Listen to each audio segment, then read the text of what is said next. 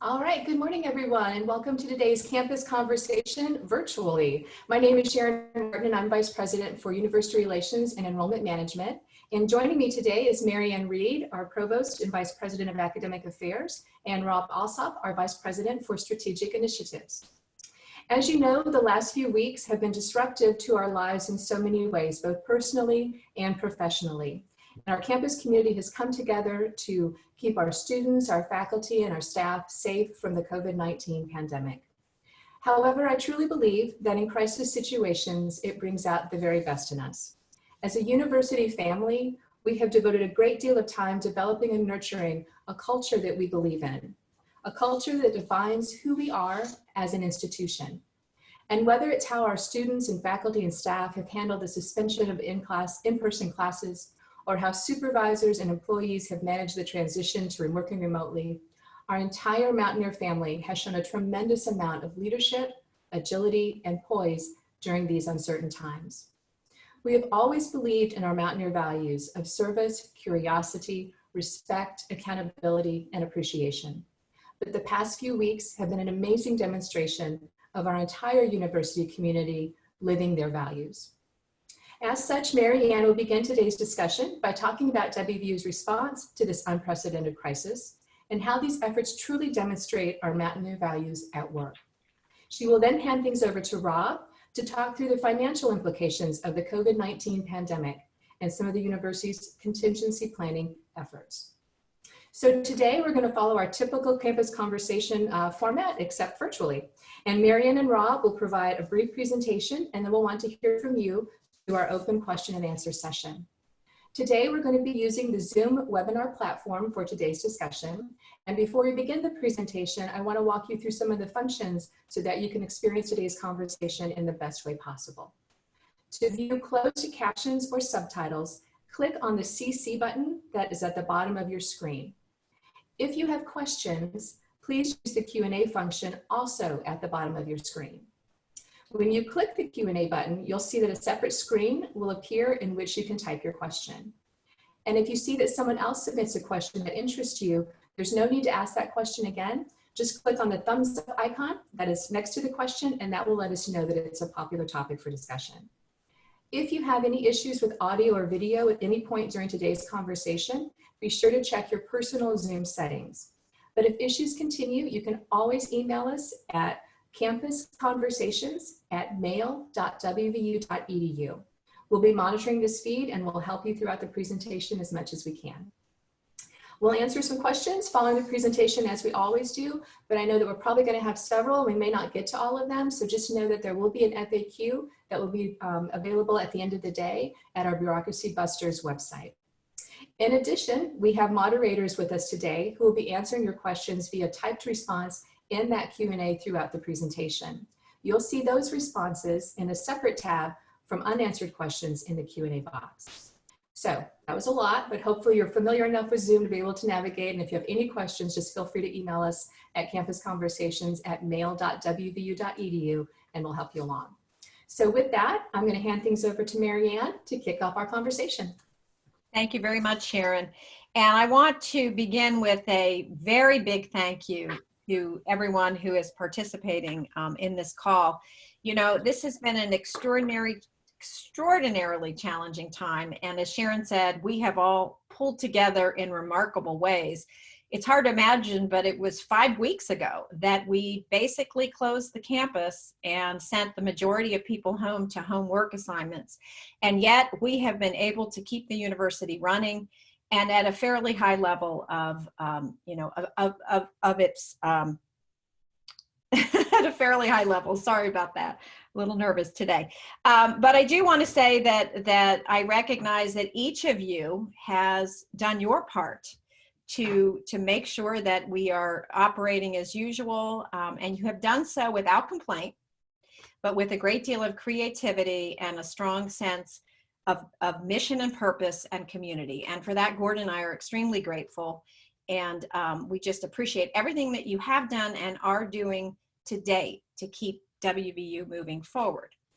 I'd like to say that our work is done, but unfortunately is far from done, particularly as we pivot to the fall semester. And so that's where our energies are focused right now. And I will tell you that while we don't have a crystal ball and we don't know everything that is going to happen, we are fairly certain that the coronavirus is here to stay, at least through fall, and we are going to have to adjust accordingly. To that end, we are doing contingency planning. And at this point, we have 3 different scenarios that we are envisioning. One of those is a return to campus for faculty and students, but with strict social distancing protocols in place, with the goal of keeping as many people as safe as possible during this time.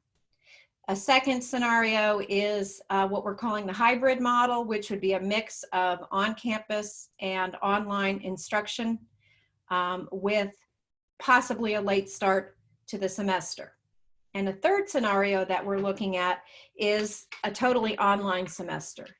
And I will say that is a worst case scenario. That is something that we do not want to happen if at all possible. There are multiple groups, small work groups that are involved in this planning at this point, and they represent a wide swath of the university community across all campuses. Some of you may be involved in those efforts. Others may be called in as experts to help guide what we are doing.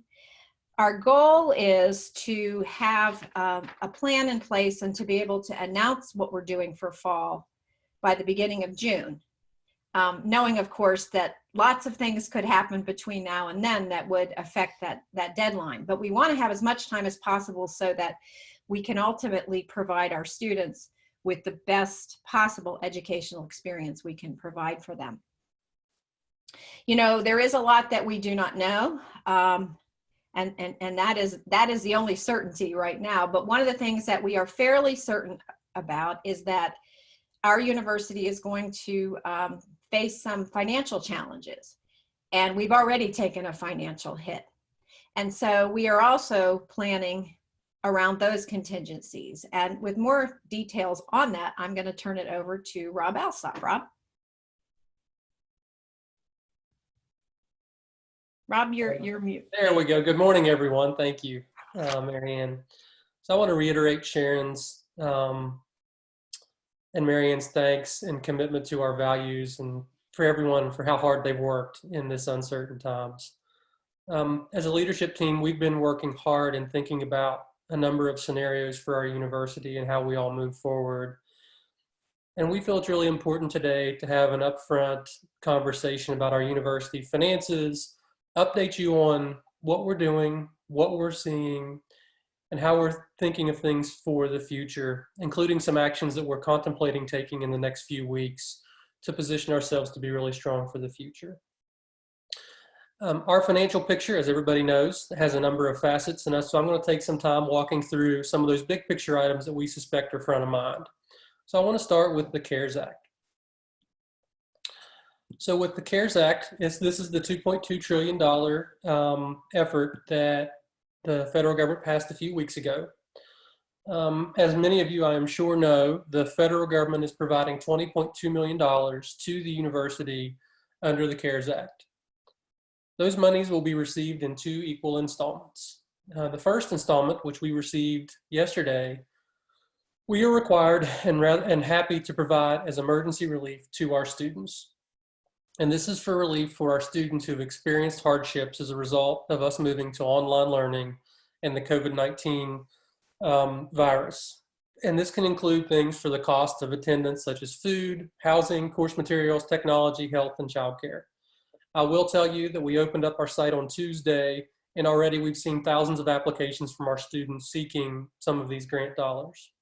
We're working hard to process those quickly, knowing that we just got some guidance from the Federal Department of Education that we're still sorting through.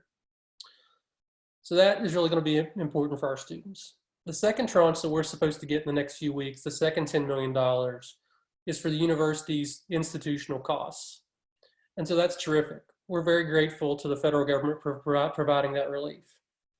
But I also want you to know that that $10 million is not going to go very far. In fact, we provided to our students refunds for housing and dining from the date of March 23rd through the end of the semester. Those refunds total $13.6 million. So that $10 million won't even cover those dining refunds, not to mention all of the extra money we've spent from an IT perspective, what we'll need to spend from a cleaning perspective, or for revenue losses for the university. So it's a terrific shot in the arm to help us navigate these times, but it certainly does not solve some of the things we're seeing from a budgetary perspective. Before I dive into what we're seeing for this quarter and the impacts of COVID-19, I wanted to spend just a couple of minutes talking about our budget reality. And we've had campus conversations about this before, but just to reiterate, our university operates on very small margins. What I mean by that is on a $1 billion budget, at the beginning of the year, we thought we'd have around a $3 million margin when we were looking at our budget. $3 million extra in revenues than we would spend for expenses. So while $3 million sounds like a lot of money, that's a cushion of 0.3%. So to give you an example, if you made $60,000 in a year, and at the beginning of the year, you planned out all of your expenses, your gas money, your mortgage, your rent, your food, any of those expenses, that 0.3 margin would equate to having only an extra $180 at the end of the year, or less than $7 every paycheck. The rest for the university is already spoken in terms of salaries and supplies and debt and utilities. So the bottom line is that our budget has little margin for error. A lot of institutions are in the same bucket that we're in, but it's a place that we find ourselves. We've also talked about cash reserves before. At the end of last year, we had 69 days cash on hand. That's just a little bit more than 2 months of operating expenses. Going back to my example of someone making $60,000, that's the equivalent of having around $11,000 in savings, not including retirement or anything, but just looking at a savings amount. When compared to our peers, we have a lower than average amount in that savings account. I'll also tell you that our days cash on hand is one factor that the rating agencies review and may affect our financial rating. And just like your credit score, if you have more debt or don't make timely payments, goes down and it costs you more to borrow, the same is true with our bond rating for the university and our accreditors. And so the financial rating is an important part of our financial health as we move forward. And so when we look at our overall picture, we operate on very thin margins as a university. And so any adjustments from a revenue or an expense perspective can have a pretty significant impact on the university. So while we're not as strong a financial position as I would like to be, I do want you to know that we're positioned to weather this storm and come out as strong as an institution. I want to reiterate, we are going to have to work together, just like we have been. We're going to have to do more with less. We're going to stay true to our values and reiterate that our students and our employees are the heartbeat of this institution. I want you to know that we are already anticipating a loss this year, meaning that we will spend some of our savings over the next couple months. We were already projecting that due to some federal Perkins loan repayments and higher than expected VSIP costs. But due to declining revenues in the fourth quarter, we think the university could lose between $30 to $40 million by the end of this fiscal year. So we're not talking about fall. We're not talking about any of those costs where Maryanne was talking about being online for the fall. We're just talking about ending this fiscal year from that perspective. I don't tell you this to scare you or to give you great undue concern. I tell you this to let you know that this is a reality that we're facing and that we're planning hard every day to make sure we're in the best position to succeed. I'm worried about it, but I'm not scared or concerned, and we're all going to get through this together. And I want you to know that we have some uncertainty ahead, but we're going to make it through it. So let me give you just a little bit more detail on what we mean when we think we could lose some revenues. So I've already mentioned that our refunds for our students exceeded $13.6 million, and only 10 of that's going to be reimbursed from the federal government. As you know, we moved online for the fourth quarter. We moved online for the summer. We do expect summer enrollment to be down. Additionally, given the massive unemployment and the shutdown of our economy, which was very needed to do as for health concerns, We know that there are some students who are still on payment plans who may not be able to make their full payment to the university. So we think we could lose as much as $20 million this quarter as a result of declining enrollment and the inability of some students to make payments. Now, we hope they do. We hope everything bounces back and everything goes normal and we get those revenues. But the reality is we've already seen a slowdown in some of those payments, and it's all understandable. We have people who are hurting. Additionally, while our grant activity is robust, and I want to give a shout out to Fred King and all of the researchers across the university, our grant activity has been increasing significantly. But we know that our labs are shut down to a minimal amount. And so we think our grant revenue will reduce over the next couple of months. Additionally, as you know, we are a lifeblood of activity in the summer with conferences and camps for kids and things that we're all really disappointed that at least for May and June we won't be able to do. There's also a financial impact to the university. We will lose over $7 million from not being able to do those camps from the revenues we'll receive. As you might imagine, we're also thinking that we may lose or not receive as much in gift revenue as we might expect. And then finally, due to the cancellation of the Big 12 men's and women's basketball sports competitions this spring, and as a result of extending payment plans for football tickets, as you might imagine, ticket sales for football have slowed down a little bit. WVU Athletics is expected to see a revenue decline this quarter. Now, we hope some of that's timing, but it is the reality. Now, I do want you to know our athletics department, they are self-sufficient. They do a terrific job of managing their own finances, but they are part of the university. The other thing I do want to tell you is we've had several discussions with Shane and his team in athletics. They are turning over every rock. They are doing a deep dive in looking at what they're doing to make sure that our athletics program is in a good position to come out of this. You'll hear more from Shane in the coming weeks as it relates to athletics, but please know that they know that they're in this with us. We are in it with them as one university, and there are a lot of things that we're planning for. Everybody wants us to be kicking off football, and we want Coach Izzo Brown to have her team out there and Coach Huggins doing it. We also have doing his thing with our basketball team and everyone else, but we've got to plan for some contingencies, and I know Shane's hard at work at that. So while we're losing revenues, I do want you to know and thank you for the cost-cutting measures that we've done already. We think we're going to save, we're hoping, and we are depending on you to help us save around $30 million in expenses. Now, we know we're not traveling, but we've put out some pretty strict guidelines to reduce expenses for supplies. That's so that we can hopefully come in at only that $25 to $30 million loss. But we're counting on savings being down over this quarter, and they already are significantly, and so I thank you for those efforts. The other thing that we've done as an institution is we do a number of capital projects over the course of the year. Several of those projects have been paused. We think we're going to save $10 million in those capital expenditures. So these things are designed to help us stem the losses that we may expect for the fourth quarter and help us make sure that we preserve as much as we can in savings through the end of the fiscal year to be in as good a shape as possible. As we turn to the fall, as Maryanne indicated, there are a lot of planning that we're going to need to do. Previous recessions have seen significant drops in enrollment for some institutions. If that happens, we will still be required to have a balanced budget. We do not have the reserves to just float on that. We will have to make ends meet. All of that means that we're engaging in planning scenarios to how we can make the next fiscal year work if we're down significantly in enrollment. It will have impacts across our campus, and we're working hard to try to figure out what those are. We're not ready to tell you what those impacts may be because we don't know how this is going to play out. Teams across the university are working hard to make sure that our freshman class is as big as it can be and that as many kids register to come back as we can. If we make sure together that we have a safe, trusting environment for as many kids to come back in the fall, we're hopeful that we can stem those losses for the fall.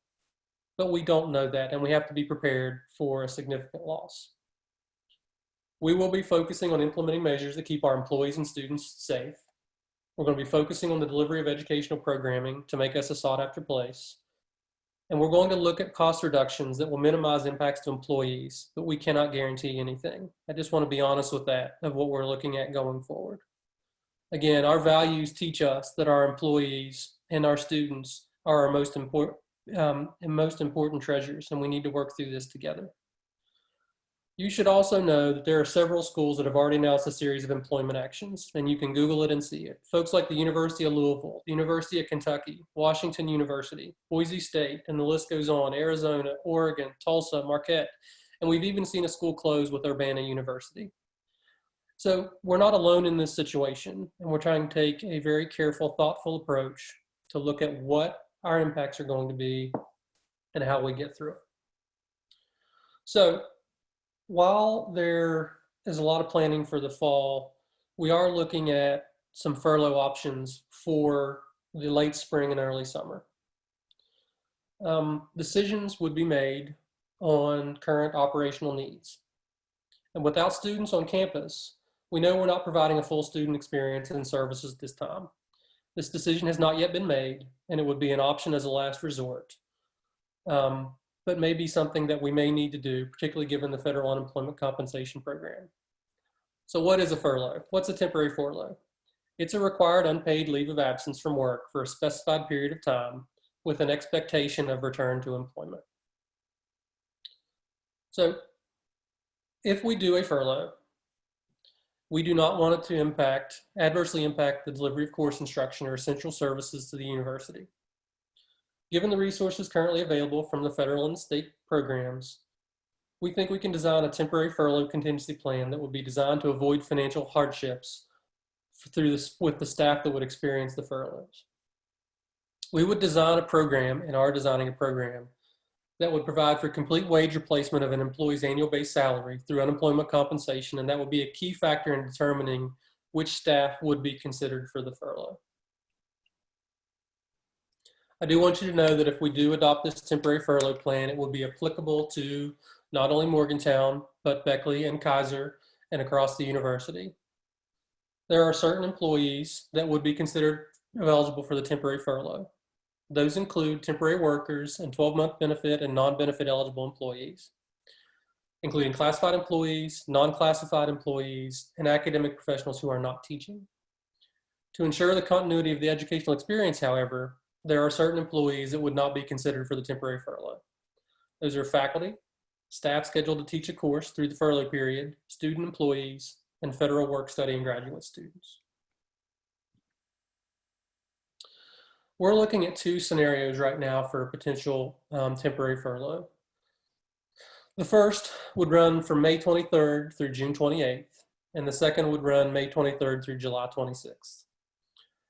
If we do decide to adopt this plan, again, which nothing has been decided, we still need to see how summer enrollment looks over the next weeks, what additional federal relief may come, how our expenses are playing out, and further discussions with our Board of Governors.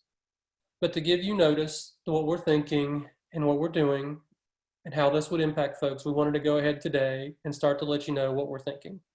If the plan is enacted, staff selected for the temporary furlough will be notified on Friday, May the 8th.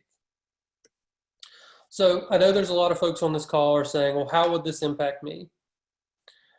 One of the things that I want to talk about and be very clear is that we're not in a normal situation under the CARES Act for unemployment compensation. The federal government has a program in place through July 31st, where they take whatever the state retirement would be and they add $600 to it a week. And so if an employee in the state of West Virginia, from a take-home pay perspective, makes less than around $53,000 and they are laid off or have to go on unemployment compensation, they would make at least, if not more, than what they would make working for their employer. So the federal government has provided a minimum level of wage replacement, no matter what your wages are, of take-home pay, no matter what the situation is. So let me walk you through what that means and how this would play out at WVU. So let's talk about an employee who makes $40,000. And we're also going to assume that that employee has a 6% retirement match what they do. For a standard week, that employee, for their take-home pay, and their retirement match would make $815.38. $769.23 in weekly wages, gross wages, and the retirement match of 6% of $46. Under the federal unemployment compensation, the typical West Virginia state unemployment would be $423. But because of the weekly federal pandemic unemployment compensation provision of the extra $600 a week, that employee's take-home pay for that week is $1,023 compared to the $815 that the individual would make while working at WVU. So that employee over that week would make an extra $200 while they would be on the furlough. If we do a 5-week off work, June 28th return to date work, that's an extra $1,000 for that $40,000 employee. If it's July 26th, that's an extra $1,800 for that employee. Now, I know that wages are one thing, but a lot of you are probably asking, well, how does it impact benefits? So staff on a temporary furlough would continue insurance benefits if they so choose. Importantly, the employee would only be required to pay the employee's share of the benefit during the furlough period, and WVU would continue to pay the employer share. We are also working through a series of scenarios as to how that would happen to make it as painless as possible to the employees while they would be furloughed. We also believe that it would be the same taxable impact as it relates to the health insurance benefits moving forward. Other voluntary benefits that the employee may have taken would also continue at the same rates if they so chose to continue them. Now, staff on temporary furlough, because they would be separated from the university, would not be able to take annual leave or sick leave, but they wouldn't need to because they would not have any obligations to work. Now, it is true that sick and annual leave would not accrue during the furlough, but sick, annual, and CTO balances would be frozen until the staff returned to work at that point in time. A temporary furlough would also not affect leave conversion rights for retiree health insurance premiums. So a couple of other things that we're working through as to what happens with the years of service. We know that if employees come back as of June 28th, there will be no impact whatsoever on years of service. We're still working through the option for July 26th as to the accrual and how it would impact employees and exploring options to resolve that issue. And it's something we'll be working on in the coming days as we think about this process. We do want you to know that because of performing work activity of any kind would be strictly prohibited. Access to email, other WVU systems, and campus buildings for furloughed staff would be restricted throughout the temporary furlough period. So I know that is quite a bit. We're thinking hard about how we can plan together to make this happen. So, you know, again, let me just talk a little bit about why we're considering this at this point in time. We are facing an uncertain fall. If enrollment drops, we're going to need to take some employment actions. There are no guarantees that this federally enhanced unemployment will be there in the fall. If we do this program now, we can save several $million. It allows the university to minimize our losses and the impacts to our employees. If we wait and take no action now, and we have to take these actions in the fall where we may have to do reductions in force or layoffs at that point in time, again, we may not have the same expanded safety net that we have right now. So this is really about looking at ways in which we can minimize the ultimate impact to our employees in a thoughtful way. We haven't made a decision yet, but we are seriously thinking about it and working through how this would work, how it would impact our employees, and how we would work through it. I know this isn't an easy topic, but we are trying to manage our university in a way that focuses on safety, our students, our employees, and to the financial health of our university so we're positioned to thrive long into the future. Employee actions come as a last resort, and please know that we're working hard to engage in measures to limit impacts to our employees. So before I turn it back over to Sharon, I do want to address one question. I know there's a lot of folks who may say, well, why don't the senior administrators of the university just take a pay cut? Why can't we just do that to fix these things? So first, you should know, President Gee is going to announce later this afternoon that he is going to take a 10% reduction in his compensation. Additionally, he's asked some members of his senior administrative team to either take a pay reduction or to make what would be equivalent of a pay reduction as a charitable contribution to the foundation to benefit our university. All he has asked, including me, have agreed to that. we think it's important to leaders to step up and know that if we're going to ask, even if it's a furlough and take-home pay is not impacted, that we're willing to tighten our belts and help the university overall. There's going to be some who say, well, why don't you do it in a much broader circle and ask everybody to share the pain? I just want to let you know that if fall enrollment drops, it may come to that. But we don't know that yet. But here's what I do know, and I hope that you understand as we look through this. 6 weeks ago, as Maryanne said, we were all thinking about the Big 12 basketball tournament, finishing our finals and finishing strong. Everybody at this institution, and I mean this, everybody, stepped up. Our communicators worked day and night to talk to our students. Our IT staff worked day and night to make sure we could be online. Our faculty members took their programming from on class to online almost overnight, 2 weeks, which is not very long to make sure that we're doing things great. And I could go on and on across the university of examples where everybody has stepped up. Given where we are and what we know now and the availability of this federal program, I don't think it's fair right now to go broad to all of those folks that I would consider to be the heroes of the university and ask them to take a pay reduction until we know more right now. We need each of you who have busted your rear end over the past several weeks, excuse my language, to know that we value you.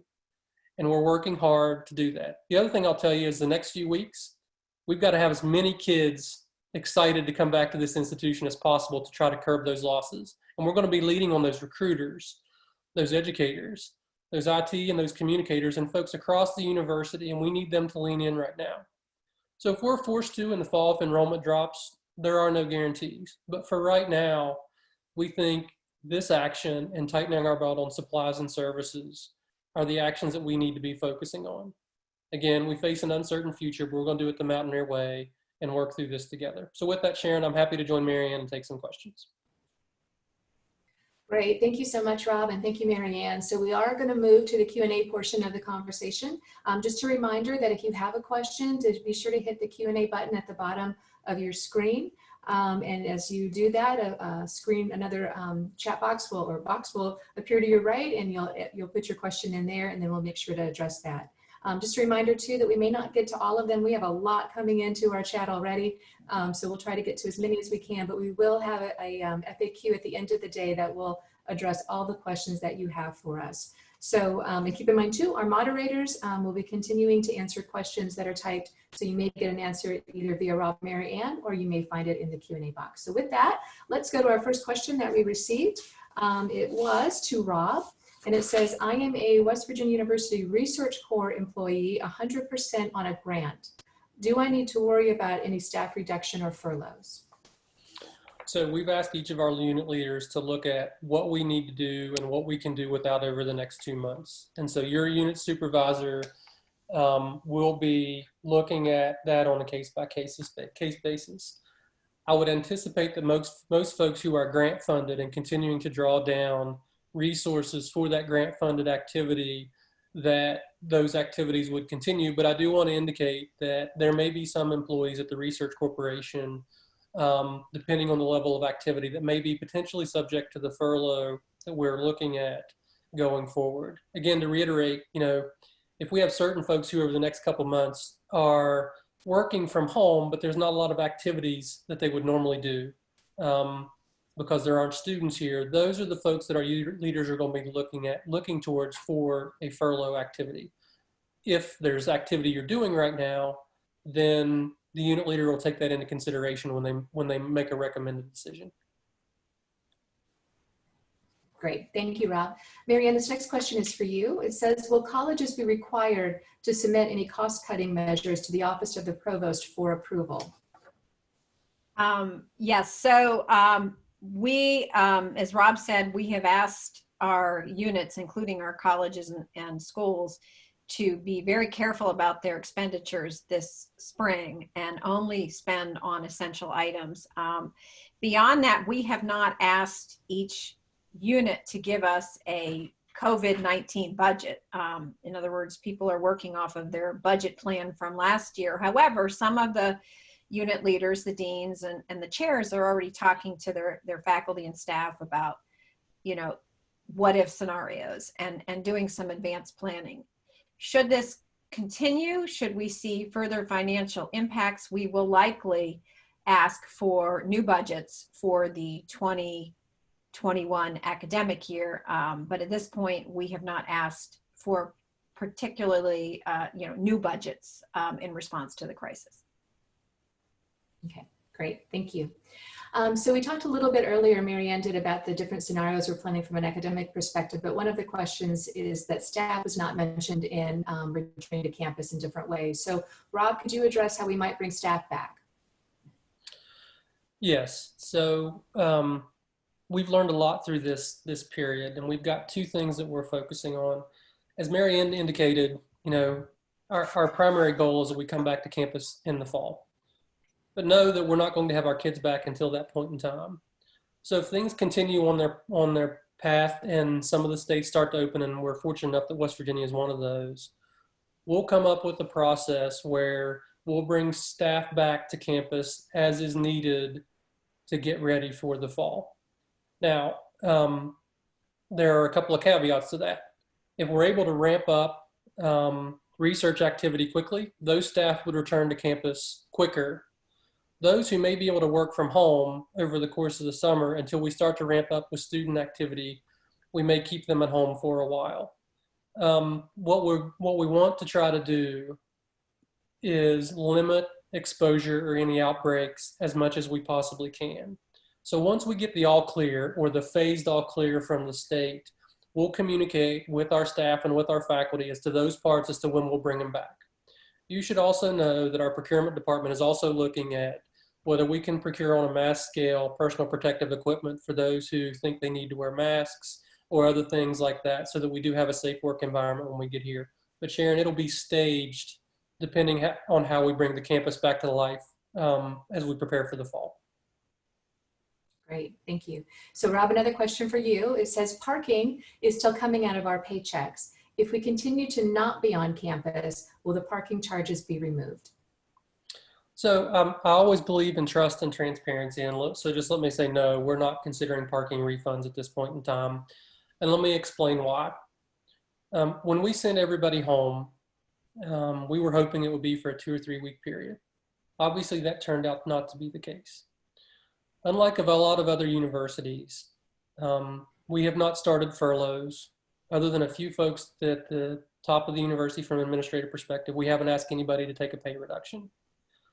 Now, as you might imagine, while some folks have been really busy, other folks at the university, employees, it's harder to work from home. It's hard for an electrician to work from home. They can do training, they can do planning, they can do a lot of things, but it's hard to fix things remotely for some folks at the institution. We decided as a leadership team from a cultural perspective that we were going to weather this storm together as an institution. And so we decided not to start making people take reductions in pay and to start to immediately reduce expenses from a personal perspective at the campus. If we were to start doing things like refunding parking in some of those areas, it would limit our ability, given those revenues we would no longer get, to start to do that. And so while I know it is a sacrifice to ask you to continue to pay that parking at this point in time, I hope you'll understand that what we're trying to do is preserve the greater good for as long as we possibly can. And I know it's an inconvenience, but at this point in time, given the liberal at-home policies that we are working through, that's where we are at this point in time as it relates to parking. All right, great. Thank you, Rob. Maryanne, this next question is for you. It says, how is the semester's student evaluation of instruction being used for P&T?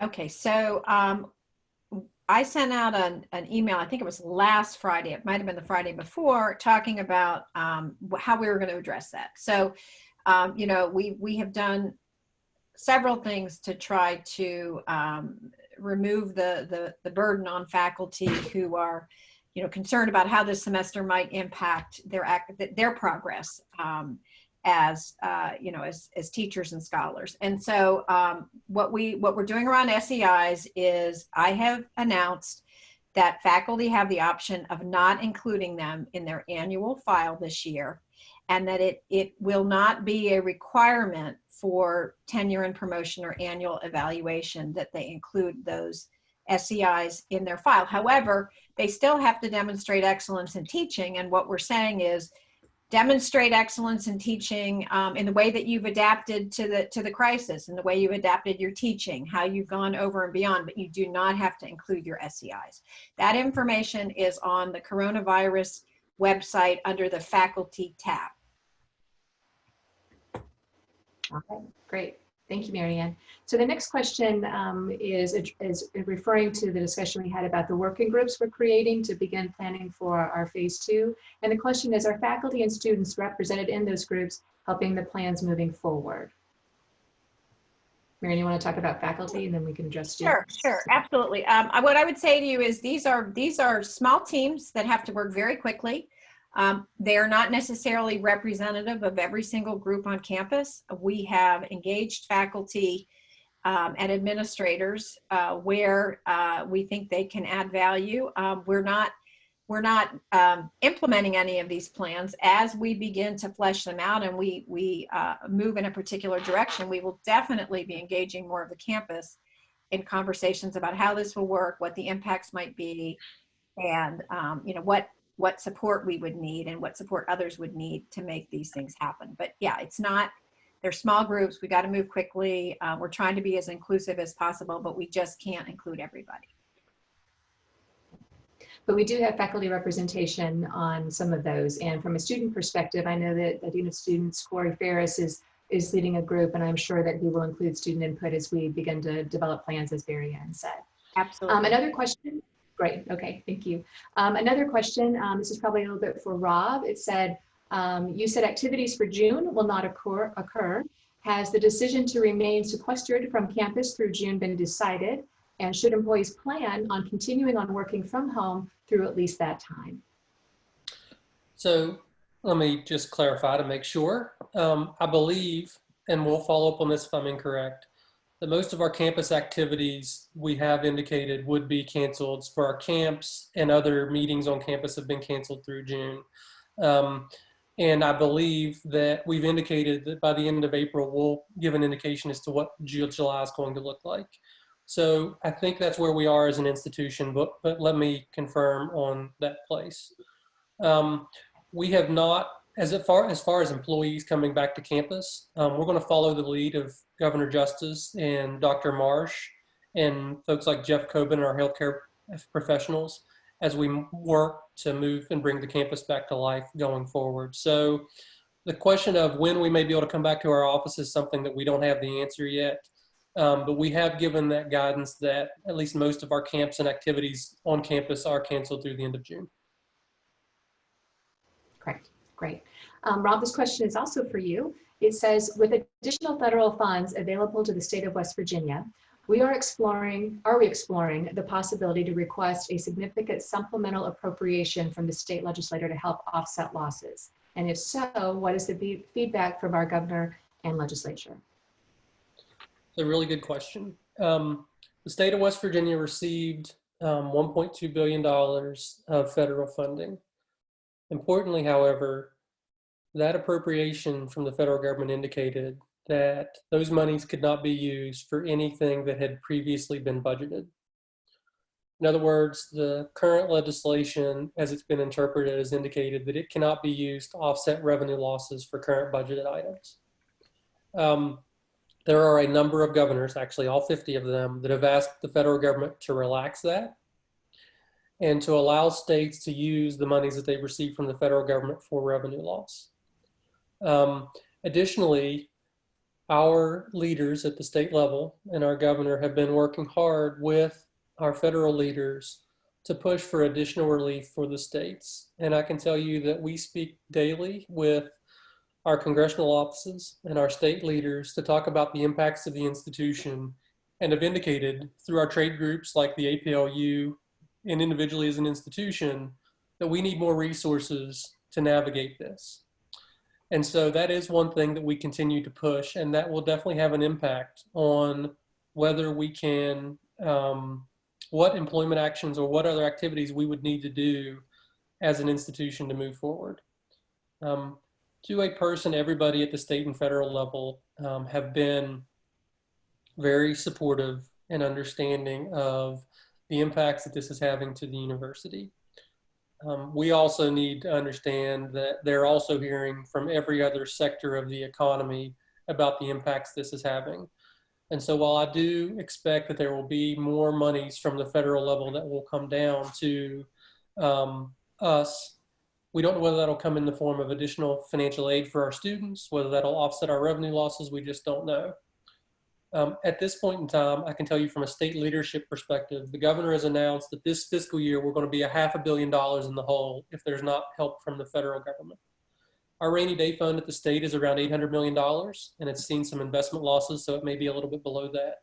So the ability of the state without additional financial assistance from the federal government is actually going to be looking at cutting as opposed to putting more money in state agencies. So a little bit of rambling. Sharon, we're working hard with our federal and state officials to try to get as much money as we can, and it's uncertain as to what that future looks like. All right, great, thank you. Rob, this question is probably for you as well. It says, or is asking, how long does the university plan for the travel suspension to be in place? So we haven't made any decisions. I will tell you as we look to the fall, and this is just me trying to speak candidly, it's difficult for me to see that we're not going to have any revenue impacts this fall. It's hard for me to see a situation where everything falls back into place and we're looking at the same budget that we did in February. From my perspective, while some travel will be essential for the university, I think given our budget realities and the fact, as we've been advised from our healthcare professionals, until we get a vaccine, there are opportunities for continued outbreaks, that there are going to be rather strict limitations on travel for the university for an extended period of time, even if our students are back this fall. Great, thank you. So I have a couple of questions that are similar in nature, and Robert, it's addressing the issue you talked about, furloughs and your philosophy behind those. So the first statement and question is, I feel strongly that we should all share the burden of any furlough. Faculty can still work, but without pay. And then another person asked, why not an across-the-board furlough similar to the University of Arizona to share the burden equitably? Are the highest paid folks at the university also planning to take pay cuts to help with budget shortfalls? So you might just reiterate what you said at the end of your presentation. So President Gee has agreed to a 10% reduction, and he's asked several senior administrators to do the same. Let me take it in a couple of steps. It's actually, I believe, a violation of the Fair Labor Standards Act to require people to work while they're not being paid. So I don't think if we furlough and put people off of payroll, we can ask them to still work. Additionally, the furlough program that we've designed right now, folks who would be furloughed would have at least the same, if not more, from a take-home pay perspective. And that's the program we're designing. And that's only for the next couple months, as I indicated. If we get to the fall and we have to take personnel actions where furloughs would cause folks to have less take-home pay, that would be a very different program that we would look at, and it would be looking at all aspects of the university going forward. So I want to be clear that one of the reasons we're looking at the program right now is because of the federal unemployment benefits on steroids that are available, where we can minimize impact to our university employees going forward. If there is a larger furlough program like some universities are doing, like the University of Arizona, that's a completely different conversation that we'll have once we know more about what fall enrollment's going to look like. We want to see how enrollment's playing out a little bit more before we take those actions. Great. So I'm going to keep on furlough, Rob, for a little bit longer. And it says, for a furlough, if we have to hold one, who would decide within the department or college what positions would be furloughed? So we are in the process of asking our unit leaders, our vice presidents, our associate vice presidents, our deans, to work with their teams to come up with recommendations on that perspective. We also will have, much like we have when we have a reduction in force, we will have a central university committee that will look at all of the recommendations or suggestions to make sure that they're consistent across the university and that they're based on the guidelines we've set forward of what is it that you can do, what's critical that you need to continue to do at the university over the next 2 months, and what can we scale back for a furlough program. All right, great. So I'm going to give you a rest for a minute and go to Maryanne. Maryanne, you have a question. Is promotion and tenure halted? One of the early decisions that we made and announced is that we would give an automatic extension to the tenure clock for tenure track faculty so that they would not be impacted adversely by this year in terms of their ability to go forward for promotion and tenure review. They have the option of actually opting out of that, but it was automatically granted with the understanding that this could very well impact faculty, the ability of faculty to do their research and to teach in the way that they would prefer to teach under normal circumstances. So that is what we are doing. Promotion beyond that is an option, right? It's something that a person can decide to go up for. And so if there are extenuating circumstances, I'm sure, where someone feels like they want to go up, well, I don't know. I mean, they have the option of going up later. So what I would say to you is I think we've taken some pretty serious steps to mitigate the impacts of this on our tenure track faculty. And I also want to say that our tenure and promotion process for this year is well underway, and we will have those letters out to faculty certainly by the end of May, if not sooner. So we're doing our very best to minimize the impact of this on the progress and success of our faculty. Okay, great. Thank you, Maryanne. Rob, back to you. Will there be another retirement incentive offered, which would then free up some additional funds? So through our planning process, we have just about every option on the table as we look towards the fall. I will say, however, that one of the realities that we're faced with is keeping cash reserves and doing operational reductions is going to be a priority. And so our last DSIP program, as you know, individuals who took that got a year's salary up front as they separated from the university. I think to be honest, it'll be challenging to provide an entire level year of salary to someone to sever from the university when we're looking at reducing operational costs for the fall. So it's something we'll consider as one of our options. But if enrollment's down several percent in the fall, we'll need to take some actions to reduce costs immediately and not a year from now. Great, thank you.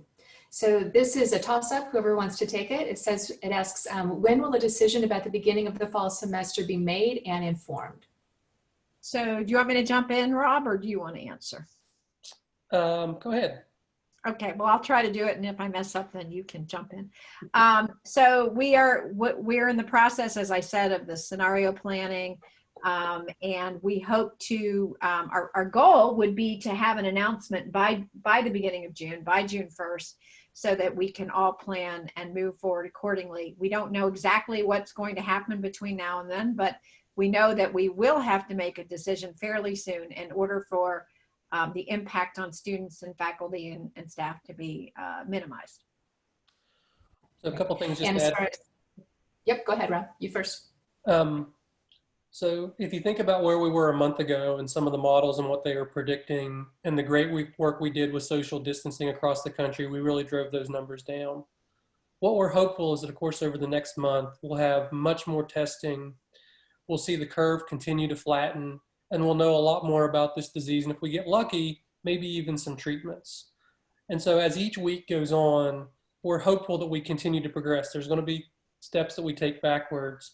But if a month from now we know as much, we have gained as much knowledge as we did and improvement as much as we did over the past 4 weeks, we're hopeful that we can start to address some of those things and give our faculty, staff, and students as much advance notice about what the fall is going to look like as possible. Again, if there's an outbreak in 2 weeks and we take a step back, they may limit that. But we're hopeful and ramping up to be able to make those decisions as quickly as we can and to communicate them as quickly as we can. And I would just add, for communication, we'll do all our typical channels that we normally do, and there would definitely be a special e-news announcement about that when the time is right. So just keep a watch on your e-news. My next question is for Rob. So how much of the athletics revenue actually goes to the university as a whole? I'm trying to understand the impact of sports shutdowns on the university budget behind the athletics department or beyond the athletics department. Really good question. So our athletics department is actually one of the handful of athletics departments that are self-sufficient. So there's not any, there are not any subsidies from the state or anything like that towards our athletic department. In fact, our athletics departments, they pay the university for a lot of the services that they use, and they bring in the revenues to cover their expenses. Now, we're good partners and we work together on things moving forward where we share space and they are part of the university community. So from that perspective, one of the things that Shane and his team are looking at is how they continue to be that self-sufficient athletic department given an uncertain future. Now, we are all in this together. Just like we want a thriving Reed College of Media and Extension and Engineering and all across the university, we all, and as a homer who's been a Mountaineer fan all my life, we want a thriving athletic department. And so we want to be supportive of the athletic department as it goes forward over the course of the next several months in an uncertain future. So they carry their own weight. I want to make that clear. They are working at a lot of scenarios moving forward, but we are together. We do depend on each other for so much as a university. And so it's something that we're all going to sit down together and look at as a university as to how we work forward collectively together to solve these problems. But I can tell you that just like Dr. Gee is telling us to prepare to have kids back for the fall, but we're doing contingency scenarios, I can tell you that Shane is preparing to have the football laced up to go this fall and kick it off in some form, as well as doing other contingency planning. Great, thank you, Rob. So another question about furloughs. If there are people who are willing to be furloughed who can afford to, will they be considered before others? So it's a really good question. Under our unemployment law, if an employee voluntarily leaves their employment, they're not eligible for unemployment benefits. And so it's really tricky to ask to have someone volunteer to leave the university and have them have the ability to file for unemployment. We're looking at ways that we could make that work so that if folks said, hey, if you're going to furlough a couple of people, then take me as opposed to somebody else, and how that might work, we're working through those things. But it's not as simple as saying, hey, can I just leave the university and go get unemployment benefits for the next several weeks and make that happen? There's a big risk that you wouldn't be eligible for those benefits. Great, thank you. This question is for Maryanne. Faculty who will be granted promotion tenure this fall, will they still get a 10% salary increase as before? That is our plan. All right, great, thank you. Back to Rob. Is Morgantown City leadership in discussion with WVU leadership regarding economic impacts of students being off campus? We are having a number of discussions with our city and county leaders as to how we work together.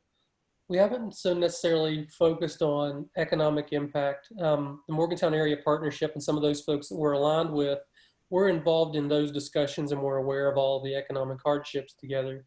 But what we are working on together is, we have students who have a number of leases over the course of the summer that expire and someone else is moving in. We have been involved heavily in discussions with the city and the county as to how we make that work from a social distancing and from returning to other states perspective. So I would tell you that we are having conversations, if not daily, on several time a week basis as to how we all work together moving forward. Great, thank you. All right, so you both can take a break because I get to answer this next question. The question is, how is new student orientation being handled and how can we help? So because we all are going to be off campus the month of June, new student orientation will be moving to an online platform. Students will have a self-guided course that they'll go through to do all of the necessary things they would typically do during our on-campus orientation. But the one way you can help is in July, we're going to try and create different ways that we can engage with smaller groups and really do that personal outreach to our students. So if anyone is interested in helping us do that, please send me an email. We'll make sure that we include you in those programming efforts. So thanks for that question. We'll miss our students on campus this summer, but we'll make sure we deliver them a great online orientation. All right, so our next question is back to Rob. Are there any plans to enact a hiring freeze? So we have not issued a hiring freeze, but I will tell you that we have issued a very, very, very heavy hiring frost. All hires except those that were in process and that are absolutely critical for the institution have come to a halt.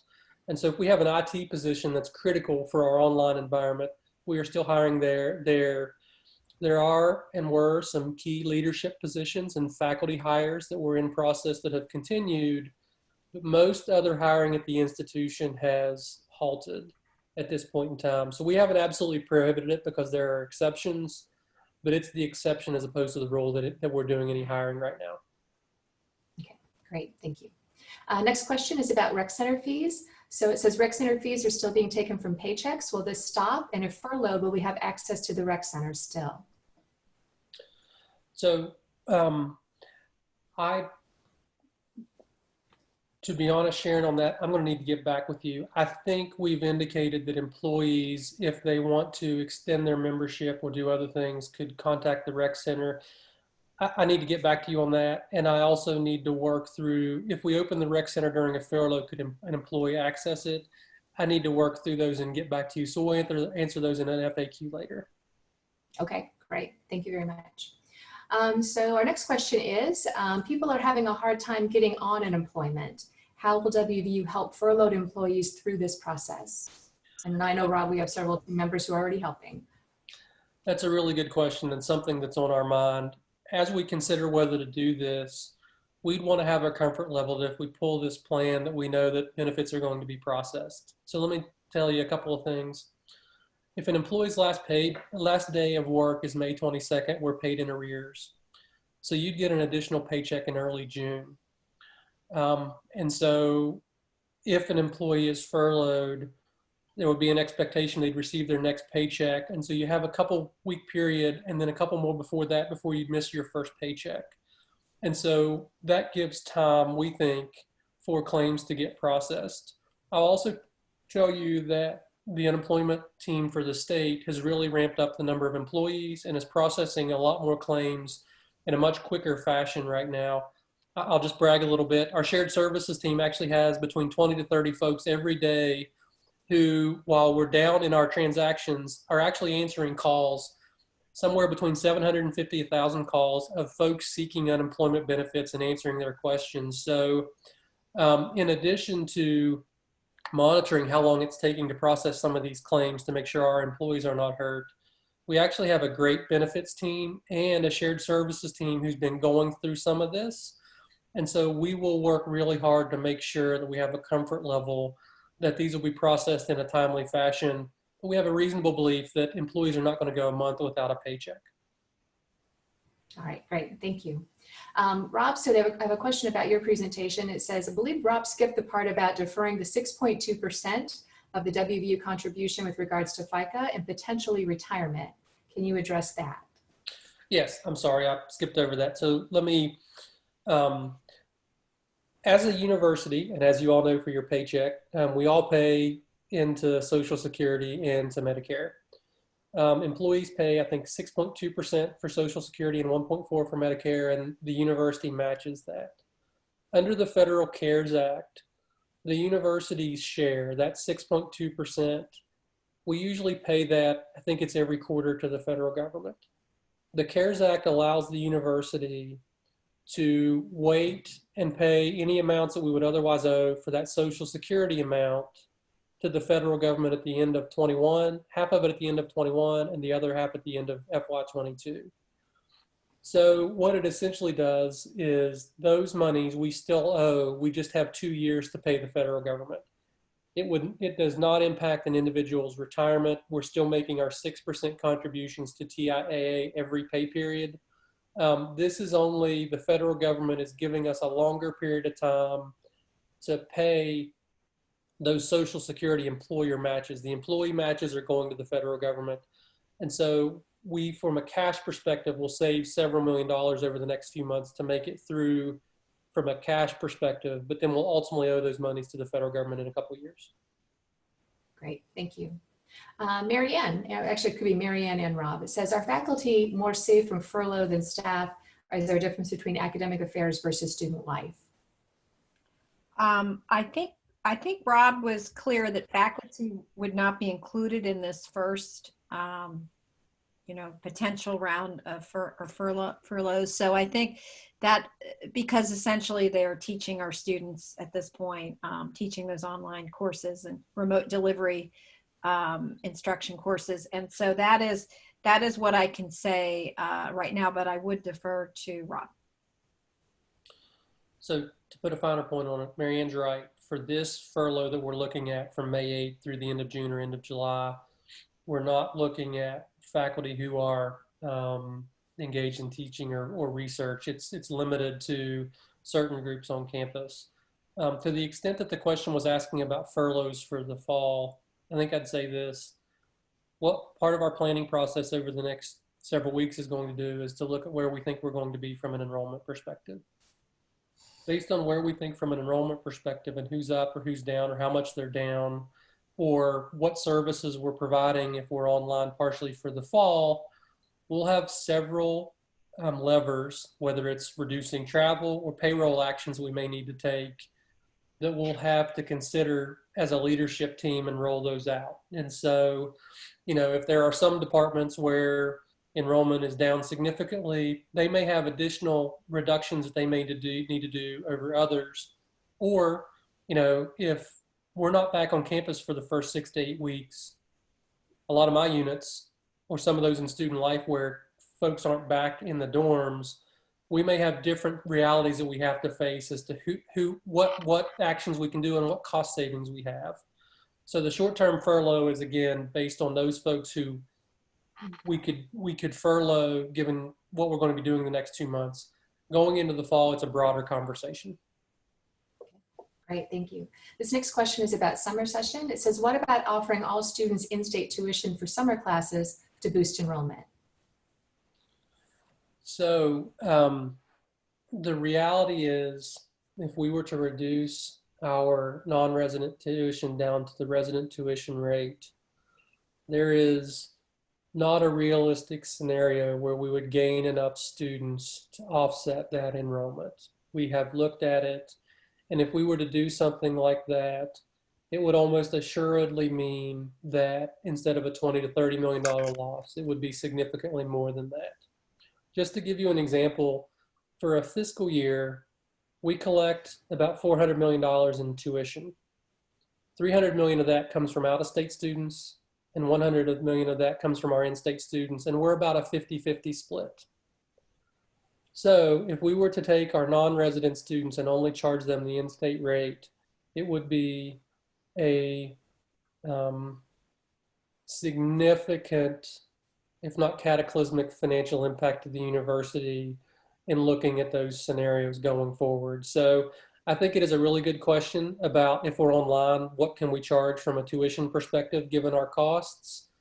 But the reality is, and this is true for most institutions, to just move an online course to a state resident rate is something that's not feasible from a financial perspective for the institution.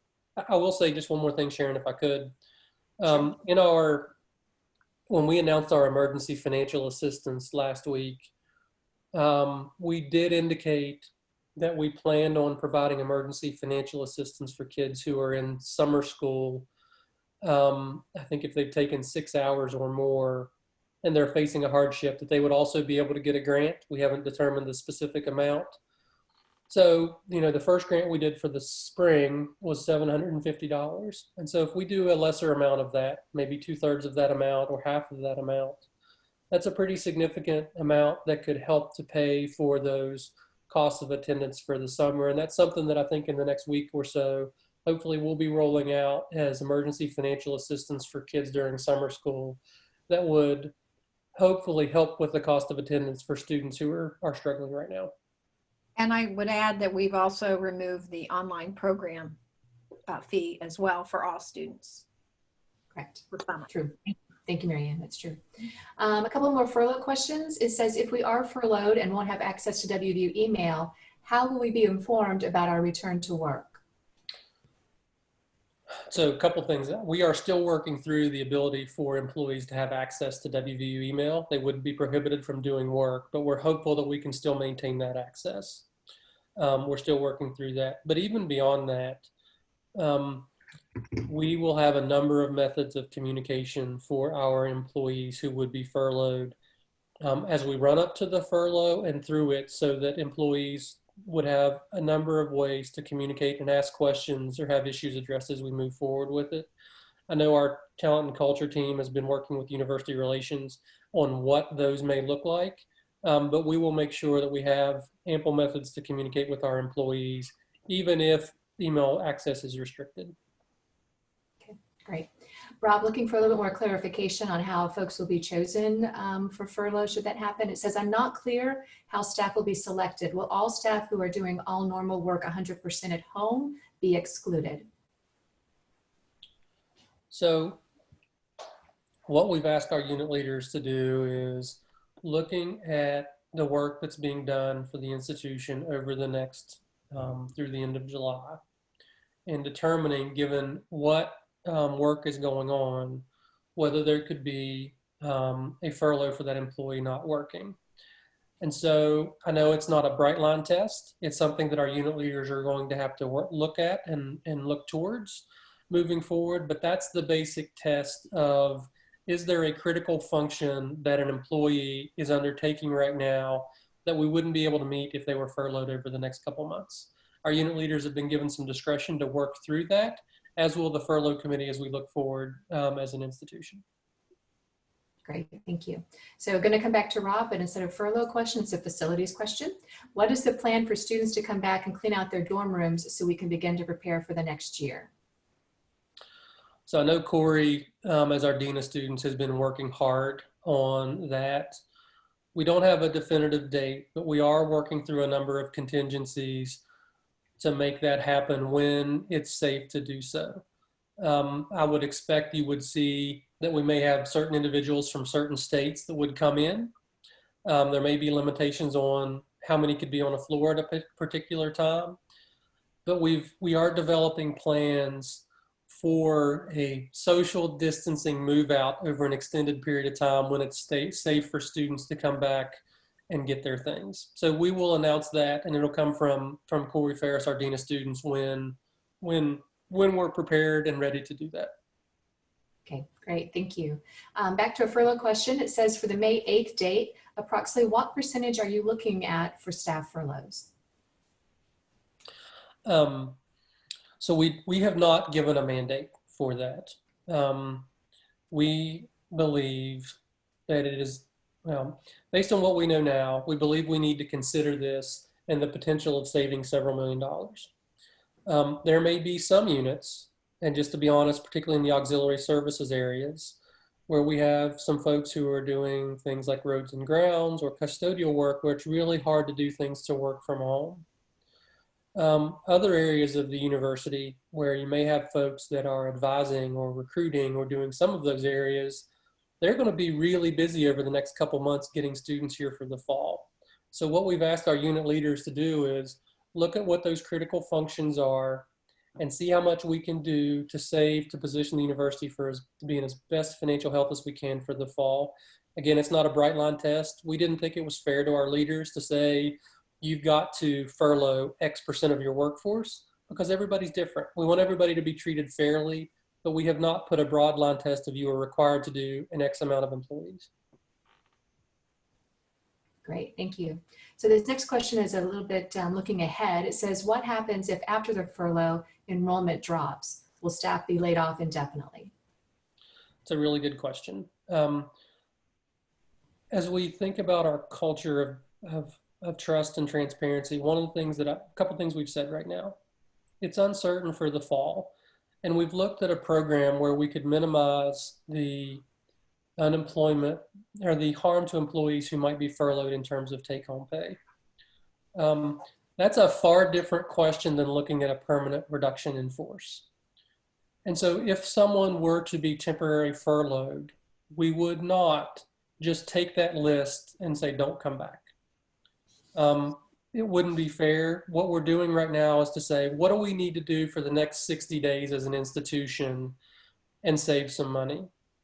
And so if we get to that scenario where enrollment drops by 10 or 15% and we have to do some permanent reductions in work, those who have been temporarily furloughed would not just be the list where we would say goodbye to you.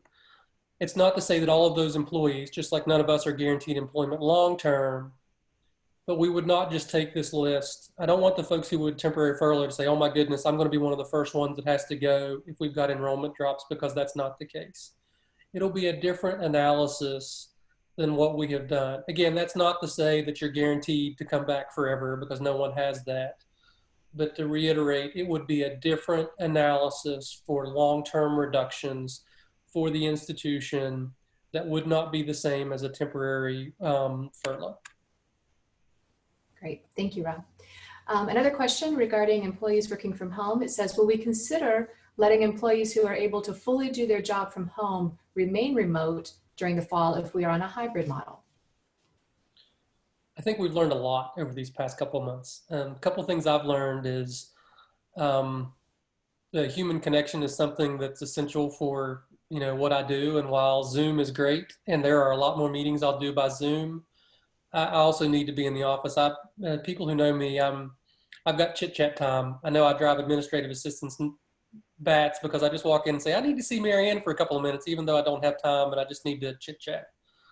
There are a lot of us who are like that. By the same token, I think we've learned that there are some folks who can work remotely.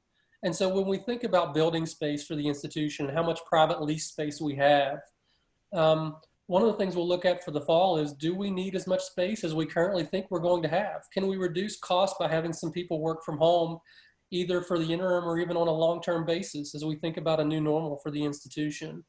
So that may actually be one of the unique ways where we can actually reduce costs by allowing folks who are comfortable or who need for health reasons as we work through this to work from home. So yes, absolutely, we were looking at a number of alternatives as we think about a new normal. Great, thank you. We did have one question regards to furlough that wanted a better definition of what falls under essential services with regard to furlough. So again, it's really a function of through the end of June or now through the end of July, what are those services that we need to continue to move on for the university as compared to, since our students are not here, what activity is down for the institution going forward is really what we're looking at from that perspective. Great, thank you. I know, Rob, that this has been talked about a little bit among all of us. It says, has there been talk about a tuition increase now or in the future? So we have a board meeting on either Thursday or Friday of next week, and we need to have some additional discussions with our board. We are hoping to have an announcement about tuition in the near future. I will tell you that I don't want to get ahead of things. Last year we had the lowest tuition reduction in over 30 years at the institution, and we are keenly aware of the economic circumstances that we find ourselves in and the burden that our students are facing right now. So we're carefully weighing all of those things, and we hope by the end of next week to be able to announce what we're doing from a tuition perspective for the fall. Great. Another question, if we are getting our longevity checks this year, would there be an option to put it on hold? On that, I really need to check and get back to you. I know the statutory provision relating to longevity pay, but I don't know about the payment period, but let me check and we'll get back to you. All right, so we'll make sure we get that answer in the FAQ that you all can find later today. Another question that came in support of colleagues, it says, are there any ways that employees can donate to their colleagues in the event of a furlough? For example, is it possible to donate PDO to workers who are furloughed, and if so, how? So I love the Mountaineer spirit of working together and our values. So when somebody's on a furlough, they're actually separated from the university, so they're actually not working, so they wouldn't need to have PTO during that period of time because they wouldn't be working. If someone, let's say, for example, since you're not accruing sick and annual leave during the furlough period, let's hypothetically say that employee would come back and they'd get to the fall and they'd be running short on sick leave. Our traditional processes for donation of leave would still remain in place, and you'd be able to help during that period of time. So there wouldn't necessarily be a need to add to that when they're separated from the university. And I know that's kind of hard to get your arms wrapped around of, well, what if they're sick or something like that? But those provisions would remain in place when that employee returned. Okay, great, thank you. Another question for you, Rob. It says, has Charleston indicated any potential for budget cuts? Our leaders are doing everything they can to not do any reductions next year, and we have not heard anything yet about budget cuts for next year. We're hopeful that we will not have that, but we're in continuous discussions about the future. And honestly, they face an uncertain future as well. Great, thank you. Maryanne, a question for you. It says, will the provost office set up financial planning seminars or webinars for all employees and a separate one for furloughed employees? We have expertise here at the university and we want to put our good work to use. Well, I think it's an excellent suggestion and we will look into that. So I will hopefully have more information about that for the website. Great, thank you. It says, what about reduction of hours rather than completely stopping work? Any consideration of that, Rob? So I think that's an option for the fall, but given the way that these federal benefits are designed, we think the program that we have designed, if we have to act on it, is better than a reduction of hours. Okay. And another question that deals with budget planning, it says many non-resident students, current and prospective, will not pay non-resident prices to take online courses through WVU should we have to go with that model. They will likely go somewhere else. How is this influencing our plans for fall and our budget? So Maryanne mentioned 3 scenarios, one where we'd be back in the fall, one where we would have a hybrid, and then one where we're online fully. So we're at the beginning of the planning phases for that. But let me just tell you some of the things we're looking at. If we're online for the entire fall, that likely means that, you know, our buildings and the level of maintenance that they would require, or the PRP traffic that we would see, and some of those supplies and costs would go down. I would have every expectation that as we would save as a result of our kids not being on campus, that we would pass those savings along to our students in some form or fashion. Again, it's a matter of balancing, you know, the more we reduce tuition, the more that likely means reductions from a personnel perspective going forward. But I can tell you that if we are in an online fall model, our supplies, services, and personnel costs are going to look a lot different, and we'll pass those savings. I believe that we would pass any of those savings that we could onto our students as it relates to that tuition impact.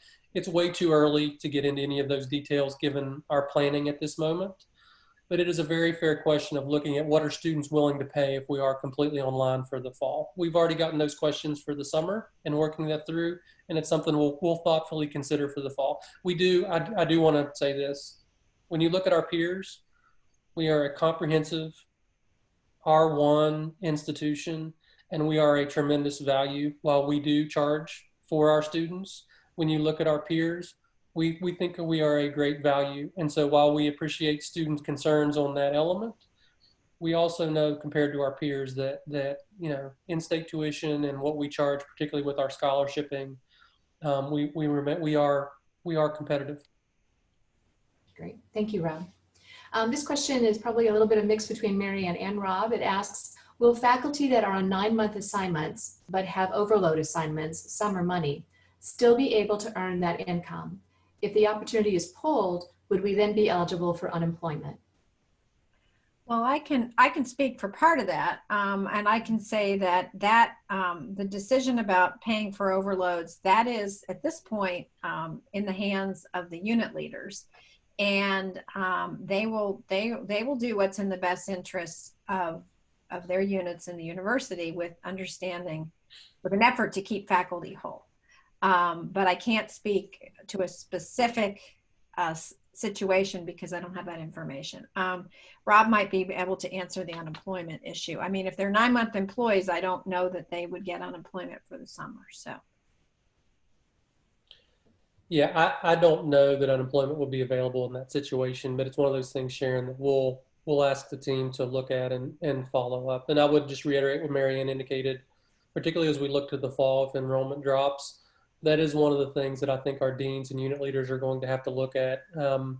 There are, as a practical matter, if we have less students here, some different burdens that we're going to have to bear as we think through that moving forward for long term. And I know our deans will be thinking through that carefully with us as we move forward.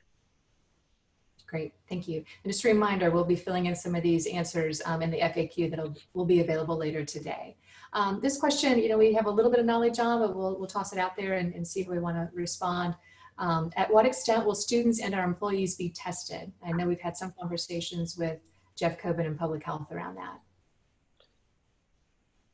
So as we look towards the fall, one of the things we are looking at, and we have a tremendous hospital and health system, is how can we ramp up testing for students and faculty as we come back to campus, and then from a surveillance perspective going forward.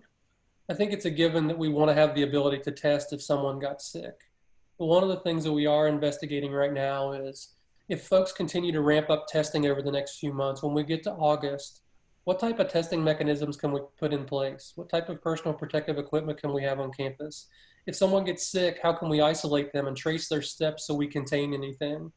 So those are all things that we're looking at, and a robust testing component is something that we are keenly interested in, and that I know that Dr. Marsh is working hard on, not only for the university, but for the entire state with healthcare professionals, of looking at how do we have enough testing as we get towards the fall to make sure that we can deal with a potential outbreak if this is like the flu and it would come back in some level in the fall. It's something we're definitely pursuing. Great, thank you, Rob. We've got time for about 3 more questions, so we'll wrap this up here in about 3 minutes. The next question is to Rob. Is the university no longer matching contributions to our retirement fund? We are absolutely making contributions to your retirement fund. That will continue. Great.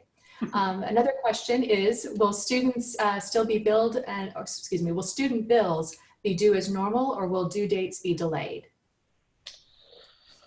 We are still sending out e-bills for our students. Given the uncertainty from the federal government in the CARES Act and some other things, e-bills for April were delayed.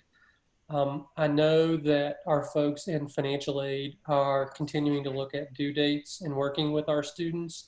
That's one of the things. To get much below that level of specificity, we'll have to answer that in the FAQs as to how we're doing moving forward on those specific dates. I would agree. And as always, if any students have concerns or issues, to call our hub and they'll be able to help any way they can. So our last question before we wrap up today, it says, has WVU calculated its savings on operational costs such as utilities?